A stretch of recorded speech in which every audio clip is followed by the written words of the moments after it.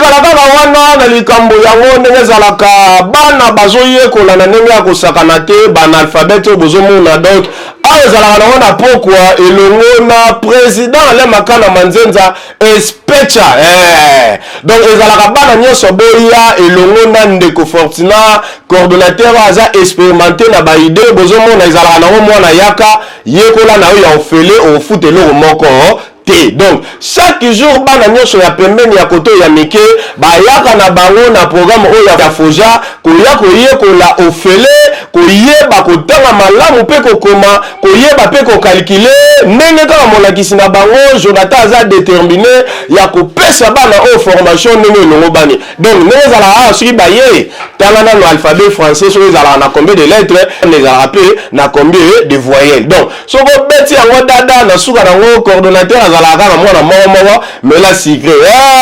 bongo kaka ndenge wa bomesano ye moko ambassadrice maman Fifi mongwama bajana donc atikala na déterminé abalikambo bano akanga monoko te bongo président national Yannick ale makana manzenza papa wumela na détermination na yo na implication na ba projet nyonso ya foja kutu kalatawa eloko moko ya makasi ezosalama elongo na ambassadrice na biso mama Nicole Ngebe ya formation féminine bana basi bayekola informatique ya ofele yebela shoma po nek déjà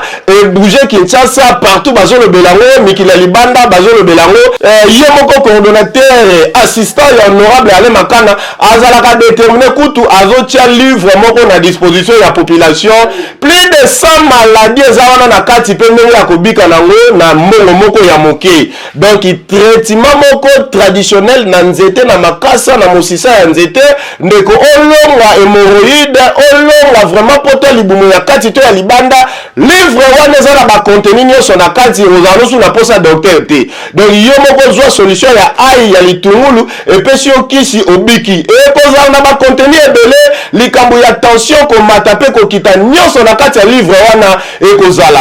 mwana botami batali ye mutu nyonso ekozala na kati oza na posa suki nokole kome ebele nyonso eza na kati donc livre wana eza na bamaladi ebele na kati oyo boti mwana aza anémique ss nyonso solution nango wana ekozala na kati na moindre coût obiki pe na nzela ya kasa obiki pe na nzela ya nzete retour nde penda ya force ya bokoko ya nzete ya bakoko nde ezozonga vraiment na terrain elongo na nek donc livre oyo kaka ndenge population oyo nango mabongo ya kofungwama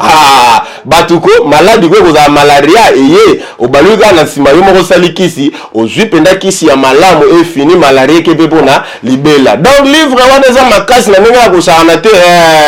kutu bato ebele ya médecine bazolukaluka kokota mayele pe bwani yango euti wapi match oyo eza bien honorable ale makana especha donc ntango eza na maboko na yo Kinshasa eza na maboko na yo nde avenir ya lobi ya mboka donc